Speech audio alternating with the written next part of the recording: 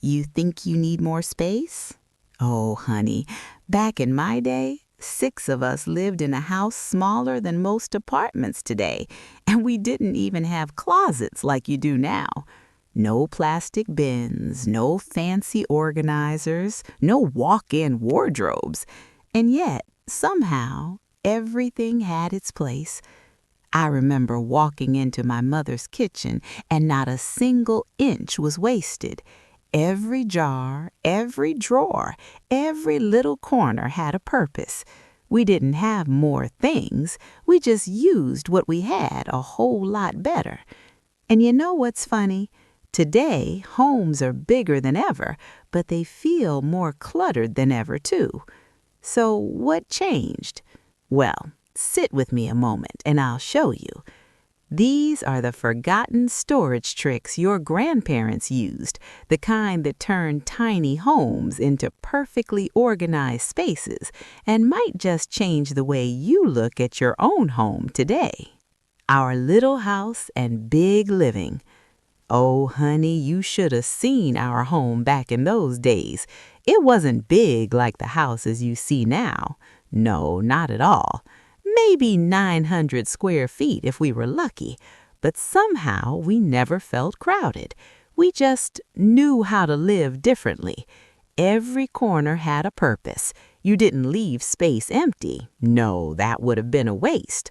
Under the bed? That wasn't just dust and darkness. That was where we kept our winter blankets, old suitcases, sometimes even toys.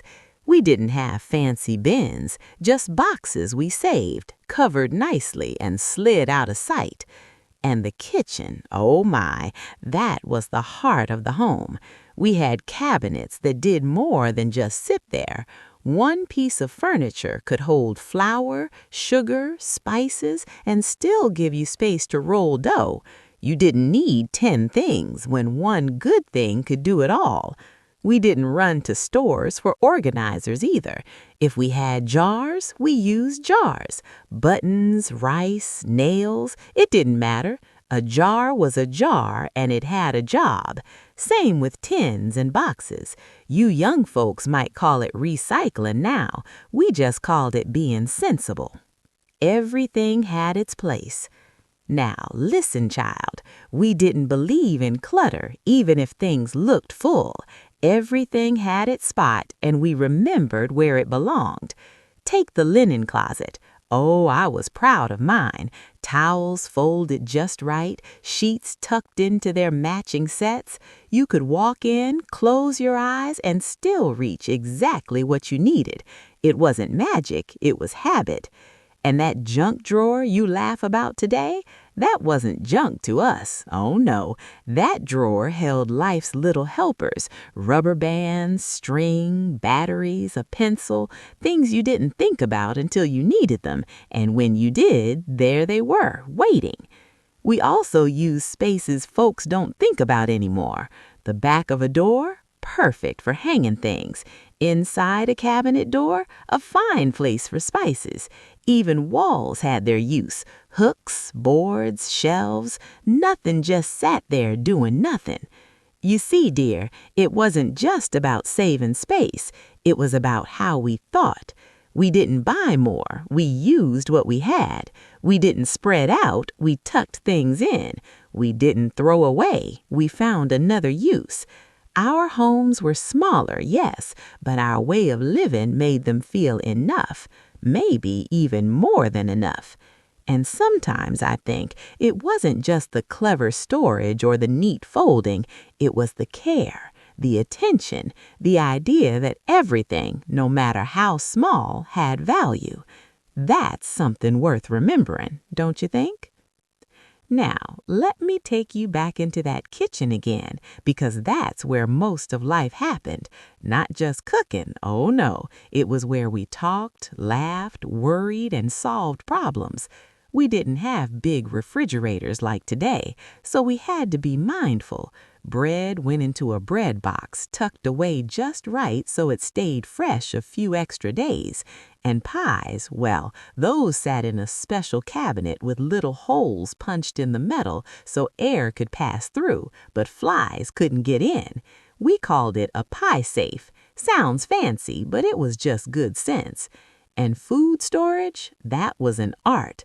Some folks had root cellars, cool and quiet under the ground. You'd walk down those steps and feel the temperature drop, even in summer. Shelves lined with jars, tomatoes, peaches, pickles, all put up by hand. Bins of potatoes and onions resting like they had all the time in the world. We didn't shop every week like you do now.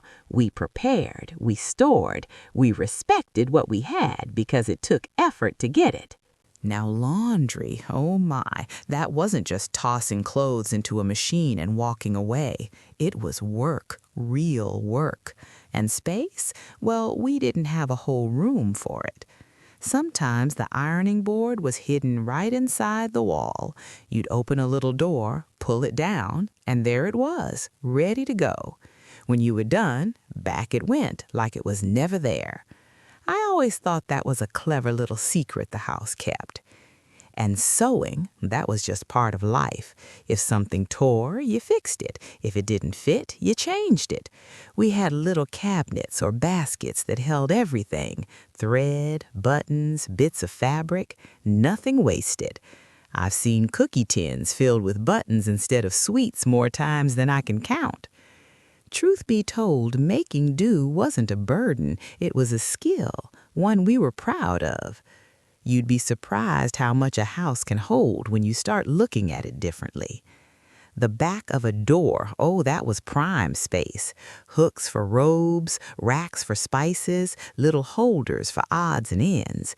Even a tiny hook could make a difference. And corners? Most people ignore them, but we didn't.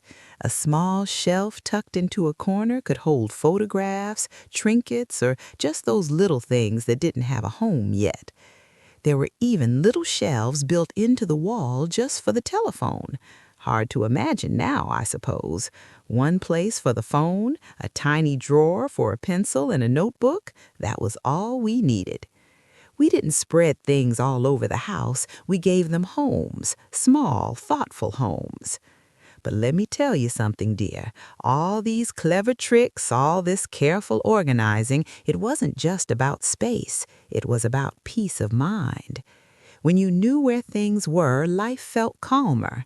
When your home was in order, your thoughts felt a little more in order too. We didn't have much, but what we had, we respected. And maybe that's the part I miss the most. Not the small houses, not even the old furniture, but the way we lived inside them. We made space not just for things, but for each other. Oh, now before you go, dear, let me ask you something. Tell me about your home. Did your family live this way too? Maybe your grandmother had a special cabinet in the kitchen or a chest at the foot of the bed filled with quilts and memories. Maybe there was a little corner shelf or jars lined up neatly somewhere, each one holding something useful. Or maybe your home is different, bigger, busier, filled with modern things. That's all right too. Every generation lives in its own way.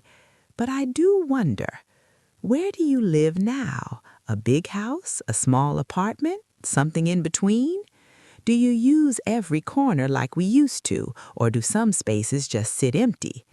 And what's one thing you remember from your grandparents' home that stayed with you? I'd truly love to hear your stories.